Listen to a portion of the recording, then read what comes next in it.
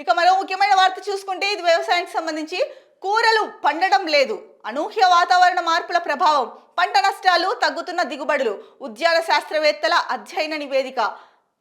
ముఖ్యంగా చూసుకుంటే కనుక కూరగాయలు కూరగాయలు అయితే కనుక సరిగా పండడం లేదు. ఇది వాతావరణంలో వచ్చిన మార్పుల ప్రభావమే అని చెప్పేసి చెప్తున్నారు. అలాగే దిగుబడి తగ్గిపోతోంది. పంట అయితే కనుక నష్టాలు అంటే పంటల నష్టాలు జరుగుతున్నాయి, దిగుబడి తగ్గిపోతుంది అని చెప్పేసి ఉద్యాన శాస్త్రవేత్తలు అయితే కనుక ఒక అధ్యయనం అయితే చేశారు. దానిపైన నివేదికని కూడా అందించారు.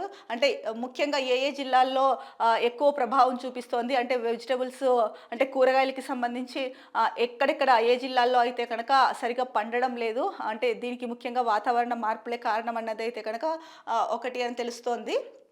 ఆదిలాబాద్, నాగర్ కర్నూల్, నల్గొండ, పెద్దపల్లి, సూర్యాపేట, వనపర్తి, యాదాద్రి జిల్లాల్లో 60% కంటే ఎక్కువ మండలాలు, జనగామ, కరీంనగర్, కుమరంభీం, ఆసిఫాబాద్, మహబూబ్ నగర్, మంచిర్యాల జిల్లాలో 40% కంటే ఎక్కువ మండలాలు ప్రభావితమవుతున్నాయి.